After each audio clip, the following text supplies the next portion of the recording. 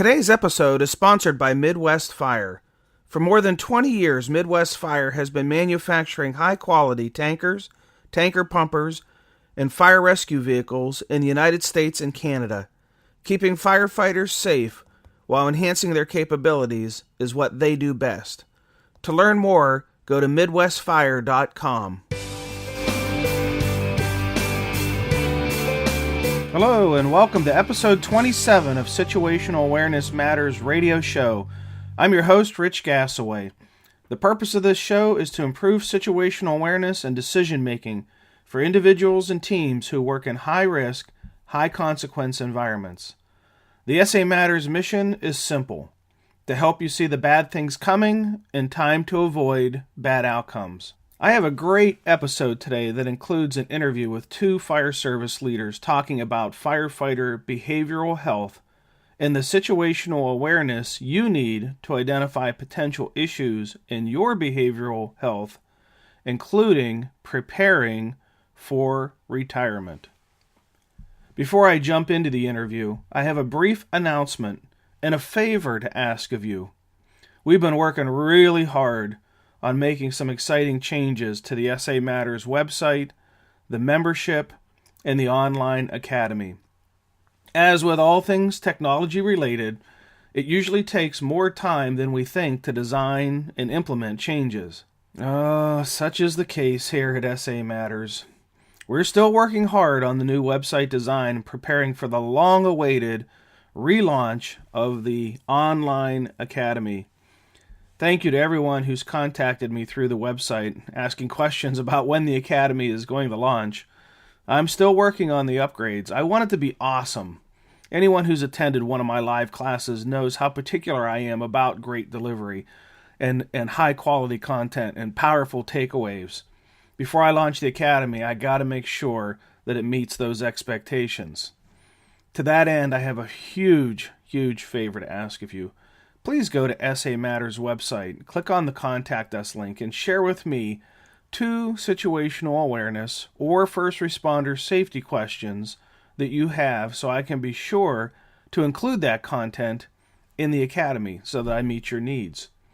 For the SA Matters community members, you'll soon be receiving an email with a link to a short survey that will ask you some specific questions and make sure that I'm meeting your needs. Thank you so much for helping me to ensure that the Academy delivers the great content that you want. Okay, let's get into the featured segment. This episode is being recorded from the vendor floor of the Southern Alberta Fire Department Association Conference, where Jeff Dill was presenting on firefighter behavioral health. Les Karpluk was presenting on leadership, and I was presenting 3 programs, one on situational awareness, one on firefighter safety, and then I had the awesome opportunity to deliver the keynote for the conference attendees on Saturday evening on training firefighters to fail. Because we're on the show floor, there is some background noise, and for that I apologize. The good thing about having a high-quality microphone is it provides wonderful sound quality. The bad thing about having a high-quality microphone is it can pick up a lot of sound. So stick with us, and I'm sure you'll enjoy the interview. We start with me asking Jeff and Les what are some of the concerns that fire service members should have as they prepare to script their exit from the fire service. Here's what they had to say. I think some of the concerns are that we're not preparing ourselves and that it will pop up on us 20, 25 years goes in a heartbeat. And next thing we know, we're done with our career. Where do we go? What do we turn to? How do we maintain who we are and our identity? And that's one of the biggest issues that I found speaking to hundreds and hundreds of firefighters is they've only known one certain thing, and it's being a firefighter. And most of us are retiring in our early to mid-50s. We got 25, 30 years of life still left to go. What do we do? Yeah, and I found myself very much in that very mindset when I left the fire service in 2009. Although, I'd like to think that I was prepared and that I had an idea of something that I wanted to do after I graduated. I still suffered quite a bit from this loss of identity of, as you were saying, before we decided to do the podcast, that Monday you're the king and Tuesday you're the nobody, and I had a 8-year-old son at home, and dad was the fire chief and the hero, and when I'd go to the school for fire prevention, he was the big man on campus because dad got to be there and let him lead the class through the tours of the fire trucks and everything, and then all of a sudden all of that is gone. And Les, I don't know how you felt, but I felt personally kind of like some big hairy hand reached down inside of me and stripped me of a big part of who I had been for a very long time. And it was odd when it happened because I thought that would never happen to me, that I had too many things to get on in life with, and that I wasn't tied to the identity of being a firefighter. And man, that I get kind of like a wake-up call. Well, that's exactly what it was for me, Rich. I'll call it a void. You retire and you think that you're mentally prepared, but I wasn't, not at all. And I would estimate that it took 3 to 4 months for it to actually sink in to me that, I'm not going to the station. My Monday to Friday routine it's not there. And there was a void or an emptiness or a black hole, whatever you want to call it. And you know what? It was, for me, I'm in a house with a loving wife, loving children. I was lonely. I felt alone. I'm going, who am I? What is my identity? And, I was asked this question. I spoke at a conference last weekend. And I was asked this very question. And they said, so how's retirement going? I said, I'll be honest with you. The first 3 to 4 months were very tough. And the look on this person's face was really strange. I said, I really didn't know who I was. And as much as I have this passion for the fire service, I had to figure out where am I going, because that routine was gone. It wasn't there anymore. And I can totally relate to from the king to the nobody, because you're the chief one day and a few days later it's just like, who am I? Yeah. I'm a regular guy now, and I'm not saying that that's a bad thing, but being in the profession for 32 years, for me, not even having to put on the uniform. Yeah. And it was like, wow. Yeah. Who is Les Karpluk now? Yeah. Yeah. And I had to peel away the layers there and figure it out. Yeah, I'd spent 30 years every day going to work donning a uniform, and now I didn't even have uniforms because I had to turn them back in. So like out in my closet, there's this big, you talk about a void, there's this big empty space where my Class A was, all my Class B uniforms, open up the drawers, all the T-shirts, everything that identified me to the being a firefighter was all gone. And it was kind of like a shock, to realize that how much your cheese had been moved or your life had been shifted, and you're getting ready. I am, Jeff, now to right. January 2nd is January my 2nd. My last after shift. How many years? Well, total with volunteer and career, about 26 years. Yeah. So. And it was difficult. More than half your life. Right. My chief came to me and said, "Hey, we're doing the budget. Can you hand us your resignation letter? We know you're leaving." I said, "Sure." And I like I told you earlier, I printed it out, and I'm in this business. Licensed counselor, career officer. I do what I do. Travel all over the place, and it was tough for me to sign that paper because just like you, Les, and you were saying, chief one day and just regular person the next. And January 3rd, I'll just be Jeff Dill and not, the battalion chief, the lieutenant. And there's so many different issues. You talk about who am I. The thing I talk about is what do you stand for? For that day that when you're retired and you look at yourself in the mirror. And I challenge anyone to do this, and I do it in our workshops, that we all look at ourselves and brush our teeth and shave or whatever. Just stare and look in your eyes and see where you've come that path. And you see all the joy, all the pain, all the horrific things that we've seen. what do you stand for? Where do you want to take it from there? How do you want to educate others and teach others? I'm very big into that Maslow's theory, that self-assessment at the end, actualization. What can I take and pass it on to others? And then the other issue, because there's so many avenues when you talk about behavioral health in the fire service, but the other issue, it doesn't have to be career either. The volunteer firefighters who've been serving their community for so long. Absolutely. For them to hang up their pager Yes. and not to respond to those calls be very difficult after doing it for 25, 30, 35, 40 years. And so who's taking care of them and who's helping them out? So, from the perspective of behavioral health, what do you see as some of the issues that are related around, say, the person who is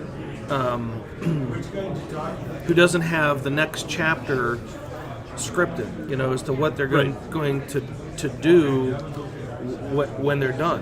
One of my recommendations that I talk about is, we have a ton of committees in the fire service. We need to have one more. Maybe it can be surrounding departments, one member from each department or a Mavis division or whatever.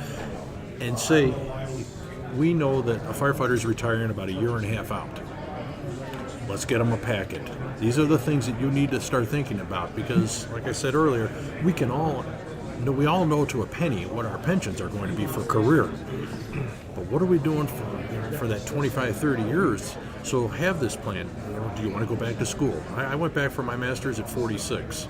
I'm a big proponent of education, and we're all one slip off a ladder changing careers. So I have something to fall back on. Maybe you have a hobby or career you want to take into a business. Go to school and learn about the taxes and the marketing and all that aspect. It takes a lot to know so that it's a smooth transition. And like we were talking earlier, is that maybe we need to think about extending behavioral health counseling to our retired firefighters, because when we walk out that door, all those memories come with us. And the last thing I always tell everyone is, if you're married and you have a partner, 6 months before you're about to retire, go to marriage counseling, because it's going to be a shock to their system as well to have you home 25, 30 years. They're not going to be your sole entertainment. You're going to walk through that door and say, "Hey, I'm home, honey," and they say, "Oh, hey, man, now he's home with me all the time." These are things that we need to start thinking about. I found myself just getting out of the way. My wife has a routine. She knows what she's doing all the time, and when I wanted to help, I just got in the way. Right. And wanting to contribute, and really, so that was a big adjustment for me, Jeff. And that's why I say, because with that marriage counseling, and it's just let's hash out what do you expect of me, and what can I expect of you, and work those things out. Yeah. So, can I take a step backwards? Sure. There's one of the things that I wanted to touch on, and you mentioned it earlier, but I know from my personal experience, and I use this word, and I'm pretty confident in using it. During my search of trying to figure out who and what I was after the uniform,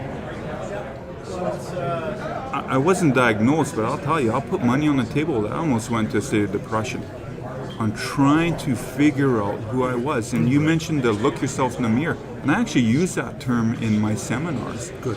And say, listen, you gotta look yourself in the mirror. And it sounds crazy, but that's what I had to do. And finally went, well, who are you? It's difficult to do. It is. Stare into your eyes. It is. It's very difficult. It is. Because we don't do it on a deep intellectual level. We will not do it. No. Unless you intentionally do it. And I had to do that and go, okay, now, who are you? What do you value? What do you want? And where you're going? And up until that point, it was like that 3 to 4 month, like, who am I? And you know what? It's not comfortable. And It is not Here's the comfortable. question I always use in my workshops is that, okay, when you signed in today, did you put firefighter, paramedic, lieutenant? No, you put your name. Guess what? That's who you are. And I'm a firm believer in cultural brainwashing. Once we put this uniform on, this is how we're supposed to, we're expected to act. Be very strong, be very brave, offer help, don't ask for it, handle all our problems on our own. And we need to, and I don't want to change our fire culture. I love being a firefighter, but there's some things we have to do to enhance it. And education awareness on behavioral health is one step. And where do we start? You start with officer classes, fire academies, colleges that are offering schooling, there's where we have to start making that change. Ever so slow, but it's a change. One of my favorite authors on the topic of motivation is a guy named Daniel Pink, who wrote a book called Drive, and he talks about what drives us to do whatever we do in life. And he's done a lot of research, and he boiled it down to essentially three things: autonomy, mastery, and purpose. Autonomy meaning control over what you do. Mastery meaning reach the expert level of what you do, and purpose is that you feel as though what you're doing serves some benefit to the betterment of mankind or humanity or whatever. And I think as firefighters, it's easy for us to find motivation in autonomy and mastery and purpose when we're wearing the uniform, but don't really think about what is going to be our mastery and our purpose after graduation, after we retire. What's going to, I don't know how it was for you guys, but the whole time that I served as a firefighter, for the most part, I won't say that every day was this way, but for the most part, I would wake up in the morning, pop out of a bed like a piece of toast and say, I get to go to work today. Is this cool or what? Yeah. I mean, I was... Right. And not to say that every day was that way, budget time, or if I had a particular personnel issue that I was dealing with that, strained me.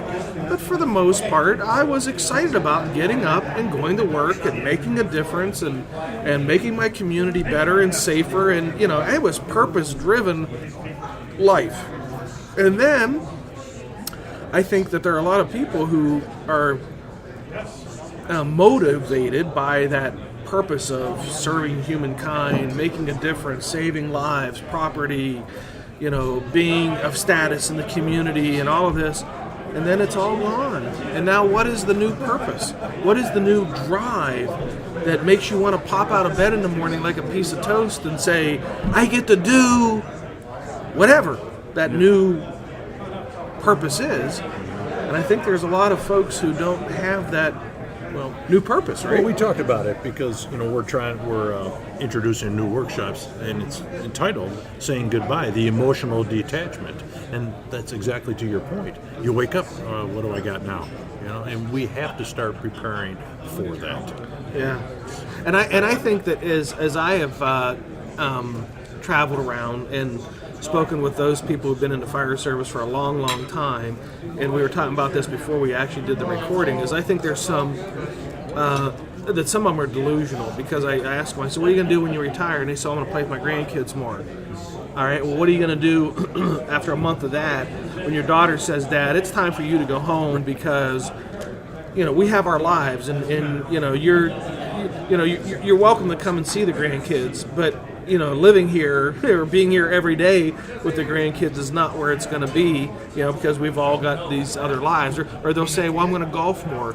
Well, how much can you golf? Where's your purpose in life in golfing? I mean, I love golfing. I mean, I could golf every day, but I don't know that I would feel a purpose-driven life by saying, that golfing somehow is allowing me to make the world a better place. Well, let me ask this question to both of you.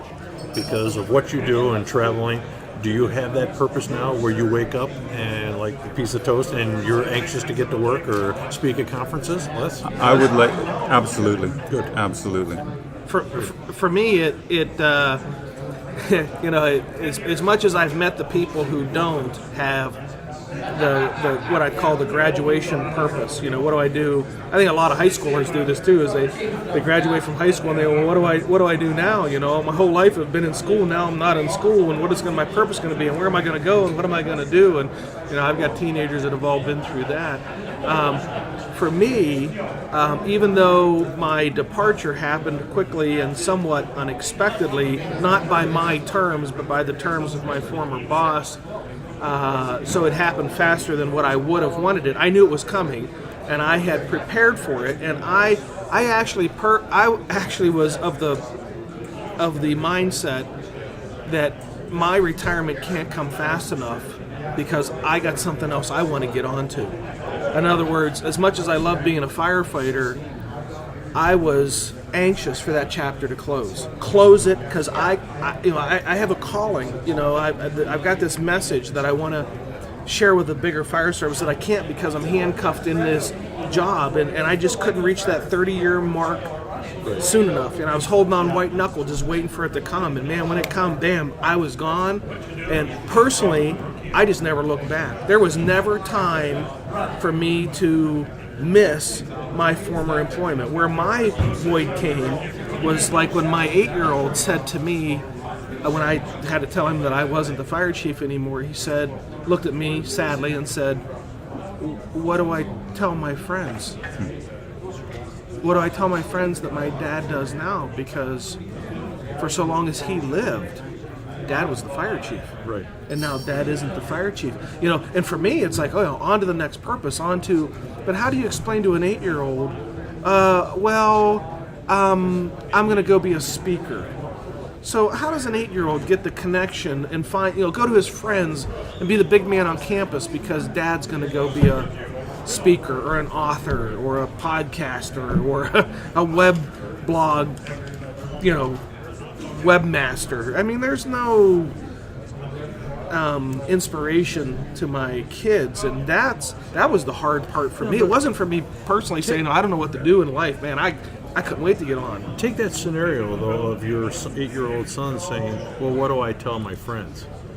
How many of our brothers and sisters are out there saying, what do I tell myself? Oh, yeah. Because of the 531 reported suicides that we've validated, 120 of them are retirees. Well, thank you for bringing that up, Jeff, because, I'm sitting here and I was trying to think a way how to ask the question, and I guess you nailed it right now in talking about that high number of retiree suicides. I mean, that. Well, but let me just state this. Understand that we have this year in 2014, 61 firefighter EMT reported validated suicides to us. We estimate maybe only 20% of the country, in the United States country, the 30,000 plus fire departments know anything about us. We have 67, 68 line of duty deaths at 100%. We're at 61 at 20. What's our real numbers at 100%? And as difficult it is to get active, how difficult is it to get retired firefighters? Exactly. So, and this is where we have to start somewhere. And it's sad to say, but the police are 20 years ahead of us. They started many, many years ago with the educational awareness. And we need to start getting into gear and going forward with this. We're losing too many good men and women. And is there any, do we know is it the PTSD? Is it the number loss of purpose? Is it alienation from family? I don't know. You tell me. The number one reported to us is marital relationships. The number one reported reason why. Then it's followed by depression. And then post-traumatic stress. So, those are three biggies. And it doesn't necessarily always have to be the job. Remember, but because of that cultural brainwashing, how we are expected to act in front of our brothers and sisters, the community, on calls, that's not so easy to turn off when we go home. And so we keep that strength and don't let anything in and try to solve all our problems ourselves, and maybe we shut down communication-wise. That's why our relationships fall apart. I don't know. I'm just, from what we've talked to and learned to, these seem like these are serious issues that have to be dealt with. Well, let's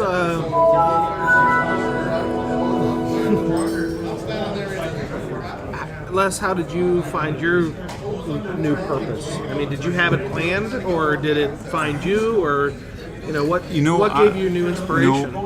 I knew what I wanted to do. I'll tell you what the scary part is. So there's a difference between wanting to do something and then reality setting in. So when reality set in, it was like, okay, this is what I want to do. And a lot of times I've had some feedback from people in my one-day leadership seminar. I say, wow, you really open up and expose yourself, and you kind of tell us where you have made some mistakes. Why would you do that? And I said, because I'm a human being and I've made some mistakes. Right. and I'm here to tell you how I made them, and to hopefully, in my own way of saying, don't make the same mistake. So, I mean, I don't have a background in counseling and all that, but I mean, my seminars are leadership based, but it's like a values leadership based, and I really emphasize, and tomorrow I'll do that, is understanding who and what you are. Understanding who and what you are. But you bring credibility because of being in the fire service for 30 plus years. If you were to bring an outside speaker to talk to 45, 50, 60, 70, whatever firefighters about that, they might not listen as well. And I think the credibility is that you lived it, you're in the fire, you're one of us.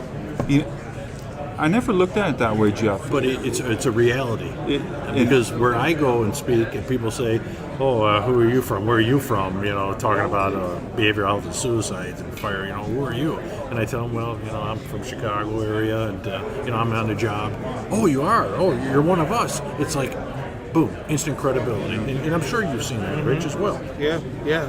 No, and that was that. I tell you, part of my struggle was in one of the topics I give on guiding principles is I really open up. Right. And as firefighters, we whether it's right or wrong or it's a culture thing, we wear that tough guy thing because we are required to be that tough person in those extraordinary circumstances. And to open up and say, hey, guess what? I'm not really as tough as I thought I was. Right. I've been hurt, or I'm hurting, or I need to talk to somebody.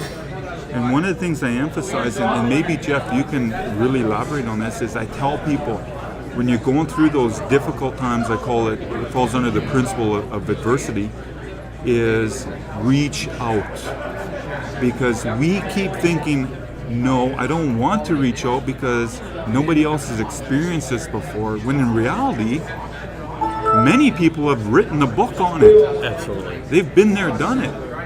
And I keep telling people, pick up the phone, pick up the phone, pick up the phone, however you have to reach out. And even if that other person on the end of the line is just there to listen, it almost starts the healing process. Been there, I've been there, I've got the t-shirt. But look at our culture. I mean, if we have some type of fire, assessment training going on, we're always trying to be the better firefighter, get the best time out of this evolution or something. Yeah. We don't want to be the weak link, the guy that everyone looks at or the girl that everyone looks at that can't do the job. So how difficult is it to say, walk up to another one and say, you know what, my wife and I have been really struggling at home. She's been talking about divorce, and you know what, I'm really depressed about it. It doesn't happen because they don't want to get looked down as being, if he's struggling with this, how's he going to perform on the fire ground? Right. That's an issue. And then the other thing is if you are, we say reach out. Who are we reaching out to? Because of our employee assistance programs, and there's some great ones out there, but the high percentage from my travels shows that firefighters, they only know is the number on the walls. They don't know who these people are. If we're going to them, they don't understand our culture, and most of them are awarded through the cities or by low bid. And instead of interviewing, like if we go out for a new engine or something, we have a committee, and all of a sudden you see all these major manufacturers pop up with their different rigs at your station. Why aren't we doing that with our EAPs? Sit them down and say, okay, how many people in your EAP work with firefighters? None. Thank you. Move on to the next one. And this is being proactive as a fire department. Oh, you nailed it. You nailed it. I'm sitting here right now and vibrating because I'm reliving dealing with our EAP program. And we had a firefighter that's going through some challenges, and the program we had only allowed so many sessions. What does that mean? So many sessions, and it was minimal. You're just, as a counselor, you're just scratching the surface. Right. I picked up the phone, I phoned head office, and I said, you are not cutting this guy off. You're going to do more for him. And they actually bought into it. But, I mean, I pushed the boundaries on that one, but I had to. Right.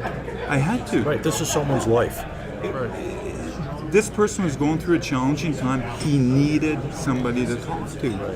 And you nailed it. I mean, there's so many programs out there that I'm going to say this, and maybe I'm wrong, but I think they may even be creating part of the problem.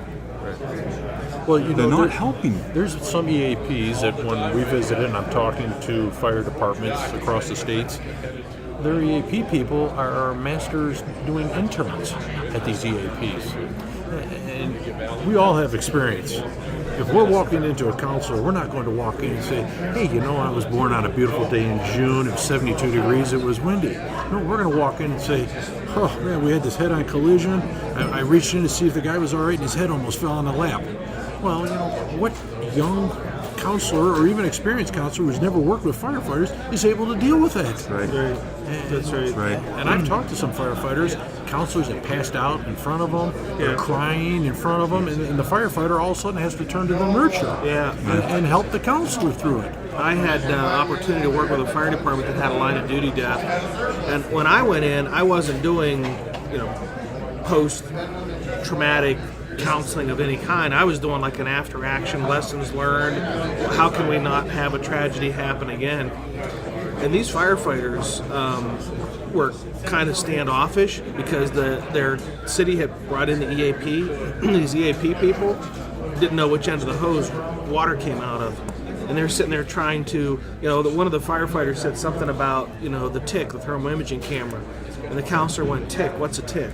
Right. And they're like, what? And they're like, what is a TIC? And he's describing, they're like, oh, that's fascinating. And he's thinking, oh, you don't have any idea what we do. But you're gonna somehow make me better, and I'm teaching you what a firefighter's life is like. Get away from me, And then when I came in, they thought I was another one of those people, so they weren't really warm to me. And then once they realized that, no, I'm a firefighter, and I'm not really here to do your debriefing. We're here to do like the lessons learned and operationally see how the department. Oh, we thought you were another one of those people. No, I'm not one of those people. But I'm not saying who's the fault here, because there's no fault. But this is where fire departments have to be proactive, saying, okay, we want to their city councils, villages, or board of directors, whoever they respond to, say, we want to be involved next time the EAP contract. We want to make sure that we get people. Outside of that, why can't you invite your people, the EAP, to visit the station, do some training, some ride time, have dinner with you, break down that wall between us, and also community, what's available in our community? I can't tell you the amount of firefighters who call me all across the country saying, Jeff, do you have a counselor in our area that I can go to that works with firefighters? Why can't fire departments have those resources? If a firefighter is talking to another one or a fire officer, and the officer says, well, do you want to go to CEAP? No, I don't. Well, he opens up a drawer, and there's a list of 3 or 4 counselors in the community that they've interviewed that works with firefighters, has some background, some knowledge of it on like marriage or financial, depression, bipolar, gay, lesbian issues.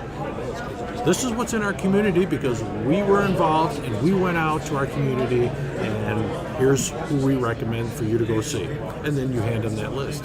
This is how we have to be proactive nowadays. I like that. That makes so much sense. All right.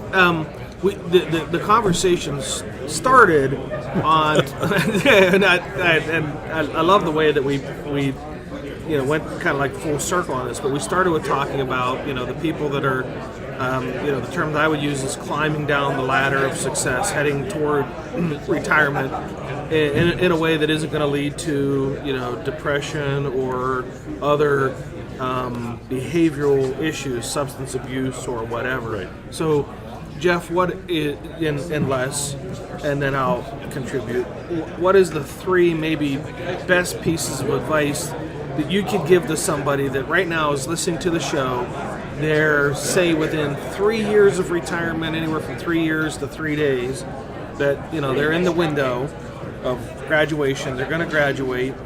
Based on how you're preparing yourself to go and all your counseling background and all their dealings with firefighters' behavioral issues, less based on your experience of somebody who climbed down the ladder, and I'll throw a little bit of mine in.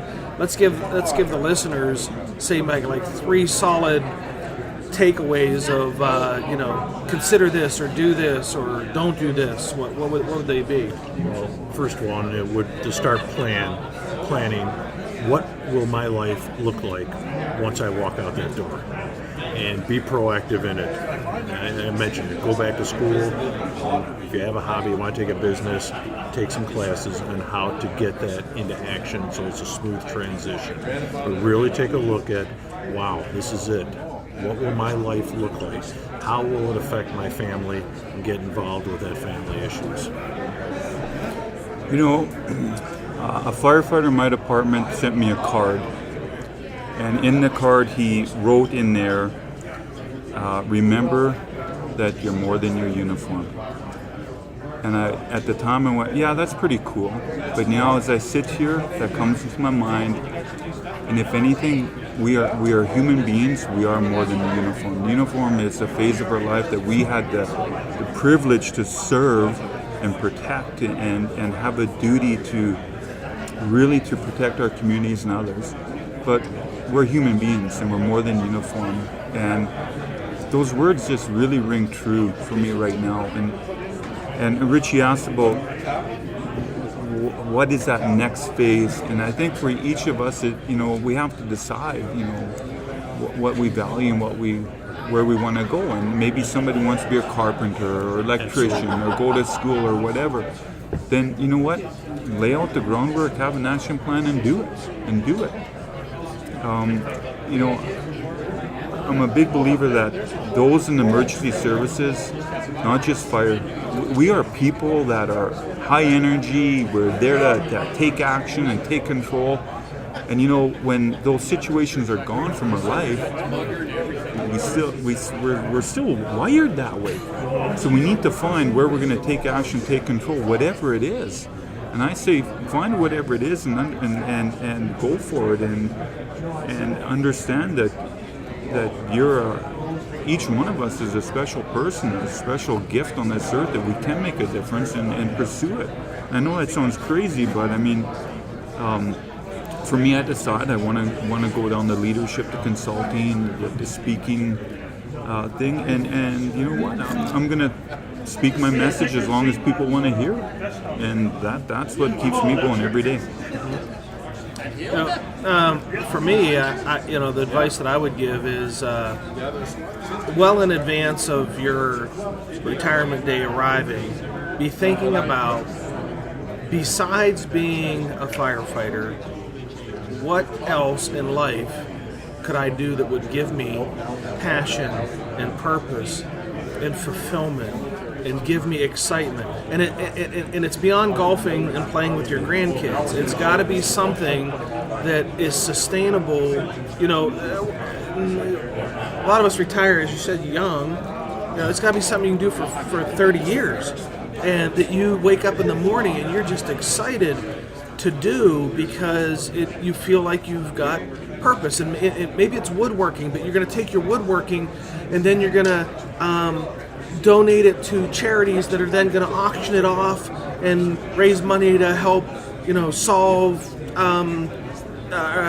for cancer research for children or something. We're all, as firefighters, so driven by altruistic motives of being servers of others and caregivers and difference makers that I think that when we retire, we have to find a way to continue that passion.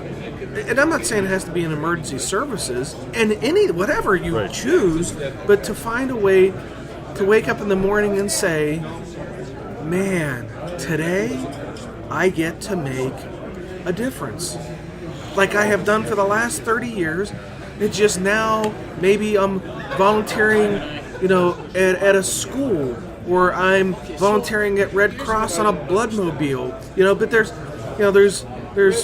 passion and purpose in getting blood that maybe will be the difference in someone's life, or you're going to drive the donated organs from the harvest place to the airport. They're going to then fly them on to the next destination. That's going to be someone's organ for life. Just something that inspires us on a higher level than just golf or spend more time with my grandkids. It's not to say that golf is bad or spending time with our grandkids is bad, but eventually, I don't know that we find inspiration that is on any level near what we were driven by all those years we served as a firefighter. So what I would encourage people to do is, well in advance of retirement, is think about, what do I want my graduation purpose to be and my passion to be? And for you've got this mission that you've been building, and as you retire, you're probably sitting there thinking, Jeff, man, I can't wait to retire so I can give lock, stock, and barrel all my energy to this purpose, and how much fulfillment you get from that purpose. Unless you've got a powerful leadership message based on all of your experience, and you say, out there in the world are many firefighters of departments of my size and smaller that I can touch in a way that will inspire them to be a better leader and to make a difference in their organization, and you get excitement from that, and and you write, and you got the book, and gosh, I've seen you, Les, when somebody says they're gonna hire you to come to a conference. I mean, you're giddy like a child, like, man, Rich. You sent me this email, Rich, I've got this amazing. When you're coming here, Rich, I'm going to Lethbridge to I was too on my Facebook. Present. I can't wait to get to Lethbridge, man. I love Canada. But isn't it inspiring for us? It's like, I don't know how you are, but I'm like, as I'm getting ready to go to a program, I'm like, I can't sleep. I just can't wait to get there and make my difference and be with my audience and share my mojo and then. And have somebody walk away inspired. Absolutely. The purpose of that allows us to realize that there is more beyond the fire service, and there's ways to give back that can excite us as much as when we were serving. And sad are those who, I was telling you, Jeff, that I've talked to those people. I say, what are your retirement plans? Well, I'm going to die in my office chair. I'm going to die here at work because I have no retirement. I'm never going to retire. It's like they're so scared of moving on because they don't know what to move on to. As they close this chapter and they look at their life is so empty. Their kids are grown and they've gone on with their lives, and maybe even serving as the fire chief, they got alienated from their family because they gave so much of their life to the job, and now the job is done and they want to go and reconnect with their family, and their family's like, Dad, our lives are moved on, and I appreciate the fact you've got all this free time on your hands, but that doesn't mean that we do. My advice is that find your graduation passion in advance of graduating, and as you say, Jeff, set it up, go to school, get some, do some learning, take some classes, do some continuing education, get tied to those who have found success doing what your passion is, and let them mentor you, right, and bring you under their wing and say, come on along for the ride, Les. It's a pretty fun ride, and it's very rewarding to do this. You guys know this. I mean, we're here, we're away from our families, but we're just like kids, that are, getting to go play. I mean, it's not play. I mean, your message, my message, all very serious message, but it's so inspiring to us to be able to have an audience. And I'm not saying that people out there have to go be speakers. That's your passion, and your passion is not only speaking, but also then helping beyond just a presentation. Or mine. There's many ways to find that purpose, and I would say before you graduate, find that purpose. So on the day you graduate, you're going to miss it. You're going to have that loss of identity, but maybe you wake up and say, you know what, I'm not a firefighter anymore, but now I'm this. And this is my new passion, and this is my new purpose, and this is my inspiration, and I'm excited about it. And find that before you have that long void of 3 months of, who am I now? What do I do now? I had that loss with my kids of identity, but I didn't have that void of, what do I do now? Well, my job was done Monday, and Tuesday I was hitting the road sharing a message, and so I didn't have that, but I see so many people who do. Well, it takes me back. My girls are 32 and 30 now, but I remember when they were young, I would hold them and say, take a look out that window and see how big the world is and what's out there available for you. Go out and find it. And you know what? That message is still clear for our firefighters and EMTs retiring. It's a big world out there. There's a lot to offer. Yeah. Oh, there is. And I think it's beyond going and being the, as the joke often goes, being the greeter at Walmart. Not to say that you couldn't find inspiration. Hey, I use that too. too. Being the Walmart greeter, but I don't think that many of us are cut of the cloth that the next inspiration comes from passing out smiley face decals at the Walmart. We're just we're going to take leadership roles in Red Cross, or we're gonna work for Susan G. Kolegman's cancer to find the cure. We're just all altruistic, and we need to have something that just gives us a sense that, by golly, that chapter's closed, and now I'm going to make a difference in humankind by doing this new thing, whatever that new thing is. Well, that's it. Episode 27 is complete. Thank you to Jeff Dill and Les Karpluk for taking some of your valuable time away from your busy schedules at the Southern Alberta Fire Department Conference to share with me your valuable insight with our listeners. Thank you, our listeners, for sharing some of your time with me today. I sincerely appreciate your support of the SA Matters mission. I've received some awesome feedback through social media and through the contact link on my website and through emails from listeners who say they really have enjoyed the close call survivor stories that I've been sharing through interviews with those who've experienced some very tight close calls and have lived to tell their story. So thank you for that feedback. And if you've experienced or witnessed a near miss or a close call event and would like to be interviewed on this show, visit samatters.com and click on the Contact Us link. And I'll thank you in advance for sharing your lessons so that others may live. If you like the show, please go to iTunes or Stitcher Radio and search for SA Matters Radio and subscribe to the podcast and leave your feedback. If you like the show, I'd appreciate it if you'd give it a 5-star review as well. Not only will this motivate me to work even harder, but it'll also help others find the show. If you've been inspired and want to learn more about situational awareness, consider becoming a member of the SA Matters community. It's free, and when you sign up, you'll receive a free special report I've created just for new members titled 25 Best Practices for Improving First Responder Safety. To claim your free gift, head over to samatters.com and click on the red box on the right side of the homepage. Be safe out there, and may the peace of the Lord and strong situational awareness be with you always. You've been listening to the Situational Awareness Matters radio show with Dr. Richard B. Gassaway. If you are interested in learning more about situational awareness, human factors, and decision-making under stress, visit samatters.com. If you are interested in booking Dr. Gassaway for an upcoming event, visit his personal website at richgassaway.com.